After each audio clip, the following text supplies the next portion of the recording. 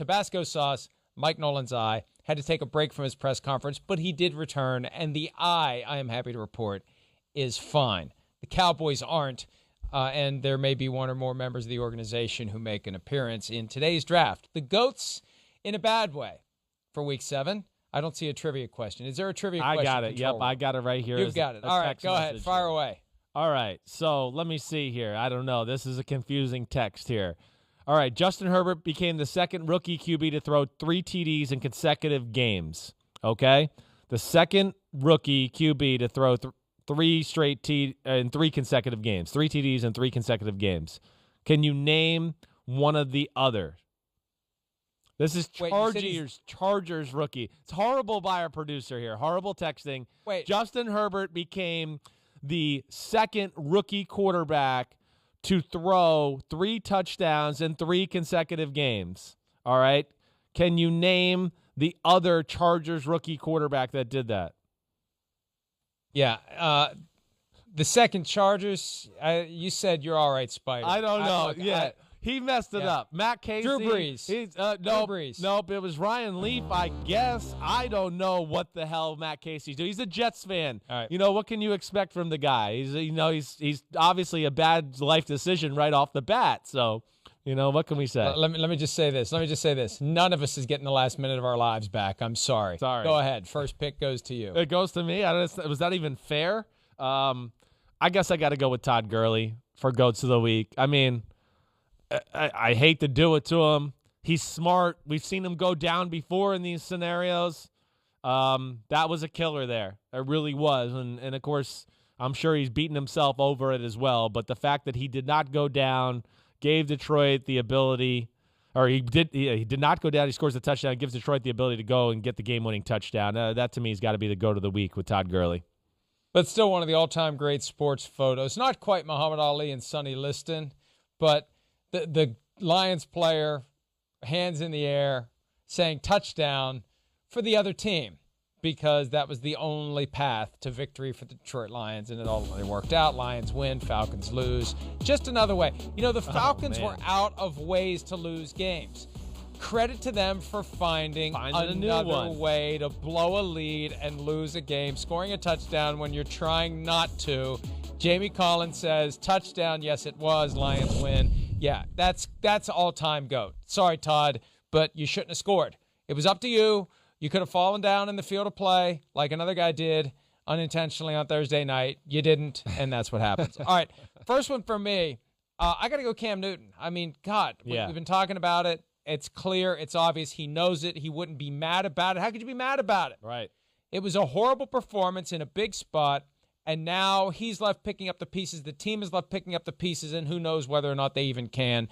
And who knows how long he'll survive as the starting quarterback. He got yanked for Jarrett Stidham, and he understands that if this continues, it will be permanent. Not like Kirk Cousins with that baloney, I'll get eventually benched for good. It's Sean Mannion. Belichick will do it. It's Jarrett Stidham. At some point, he'll do it, and Cam Newton deserves to have the goat horns for this week, Chris. Yeah, well, I get it. I mean, it's been sloppy the last 2 weeks. We've seen some errant throws. Saw some good throws in the game, too, but saw some throws where you just go, man, that's not Cam Newton, and he's been off ever since he's gotten back from COVID-19, so I get it there. I think the next one I got to go do here is I got to do something with the defensive staff, I think, on the Houston Texans. And a little bit, we just showed that clip of, Rodgers and Devontae Adams. And, man-to-man, he's going to keep feeding the beast. It's what I should have said about Russell Wilson and DK Metcalf in our last thing. You got man-to-man, you just got to feed them. But Romeo Crennel and I'm blanking on the damn the new defensive coordinator down there, and I'm trying to look it up right now on the fly, and I'm blanking. Anthony Weaver, there it is. I just don't know. At what point do you start to go, wait, we need to readjust the game plan? What we're doing is not working. Don't just keep beating your head against the wall and think you're going to get a different result. At some point, just change it up. Take a chance. Do something else. But when Aaron Rodgers sees Devontae Adams one-on-one against a bunch of guys that can't cover one-on-one very good, he's going to tear them apart. And he's the ultimate, like, if it ain't broke, don't fix it, and I'll wear this out. And he wore it out. And I just am shocked that there was never an adjustment there from Romeo or Anthony Weaver there to kind of take Devontae Adams out of the football game. I got to go Daniel Jones with my next pick. I have to. I'm sorry. And I've gotten some emails from people saying, oh, we're all human. We all make mistakes. Yeah, we do. And that's what this segment of the show is reserved for, the people who make the most significant and noteworthy mistakes. And, it's not just for falling down in the open field when you have an 87-yard touchdown run, probably the only time in your career you're ever going to do that. But he did fall down in the open field. He did. I'm sorry. He did. And maybe I would have done the same damn thing, and I would have expected to be included in this draft. In fact, I would have been disappointed if I wasn't included in this draft. But also on top of it, that ongoing lack of awareness in the pocket, yeah, Chris. I keep going back to the last play when he did not take a deep drop. He's waiting for someone to get open, and he's oblivious to the fact that Brandon Graham is bearing down on him. He's just oblivious at times.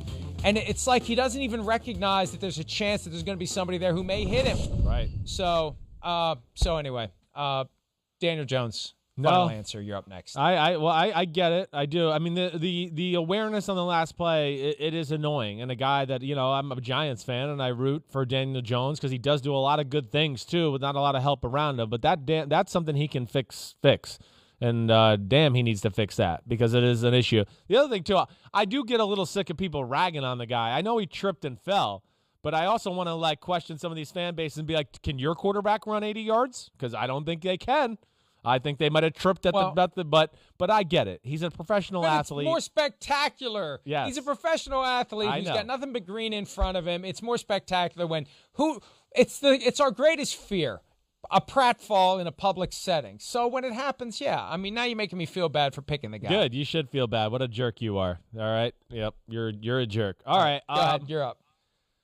I'm a tough one here. I think I'm gonna go. And I don't like to do this because I'm going to the other New York quarterback. I'm going to go to Sam Darnold, all right? And I'm really only because of one play. And we talked about it on Football Night in America, but it's a 10-3 lead at the end of the first half. They're dancing around midfield, and he throws a bad interception into double coverage along the left sideline. And that was like night-night. The game was over. It really was. Buffalo got a quick field goal before the half ended. They got the ball to start the second half. They went down and kicked another field goal, and all of a sudden the Jets were losing the football game, or only up by one, excuse me. But, again, I know he doesn't have a lot of help. It's just one of those things where you go, man, you got a 10-3 lead. The other team's struggling a little. Don't give them any life. Don't do anything. See the big picture of the game. You guys aren't good.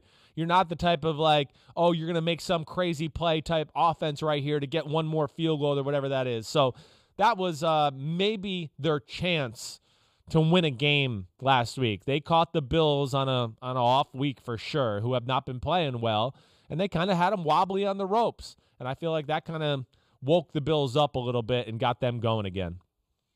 Last one for me, and this one just occurred to me because I've got several others because you only picked one of the ones because I come with six. Yeah. In the event that you have the three that I also done. Sure. You know how the math goes. Sometimes I live dangerously and I have fewer than six. Today you only took one that I took. I'm going to go John Bostic though, and I didn't even bring that one to the table, but it just was reminded. I forgot about it. I'm thinking of that Cowboys game. I was thinking Mike McCarthy. Yeah, I'm thinking right. Mike Nolan. No. Right. You know what? John Bostic applied a gratuitous, unnecessary, violent hit that has no place in today's game. It never had a place. The guy was sliding. He went in helmet first. He blew up Andy Dalton. He gave him a concussion. There was no need for it. It's not like you're trying to knock, the greatest quarterback in football out of the game for strategic reasons so you can win the Super Bowl. Again, not that I'm saying that any of that's ever right, but at least in that setting, you benefit. What's the benefit at that point? There's no strategic benefit. And again, that doesn't make it right. I'm just saying it makes it even more gratuitous and unnecessary and head-scratching that in that moment when they are dominating the Cowboys, that he would feel compelled to apply that kind of a hit to Andy Dalton. As Ron Rivera told me after the game, he's a veteran player. He told him you should know better. He should know better. He isn't suspended for it. He was ejected. I'm sure he'll get a huge fine. And if he ever does anything like that again, he should be suspended for multiple games, Chris. Yeah. I mean, you said it right. There really was never any place for that, but especially not now. I mean, after the last 8-10 years with all this conversation and the way the league's gone, and the guys are too informed. You get to see too many videos all year long about what you should and what you shouldn't do. let alone the coaches themselves stay on you that way. So, yeah, I'm with. That was a good call, Mike, and I can't lie. I forgot about that one. I did. So, good one there. What? Go ahead. We got to go. Yeah, I'm going to go Nick Foles from another? last night. Isn't it my pick, or have I already done? I'm done? No, you already done 3. Oh, okay. Well, I wanted to add Nick Foles on there, but too late. Sorry, I'm good. Last Friday, Peter King very seamlessly just blew right into round 4, so we had a 4-round draft. Shocker. And that was that. Shocker. Yeah. I'm really shocked. Was he like, all right, my 4th round pick? Hi, I'm Mike Tirico, and thanks for watching. Make sure to hit subscribe for the latest news and highlights from NBC Sports.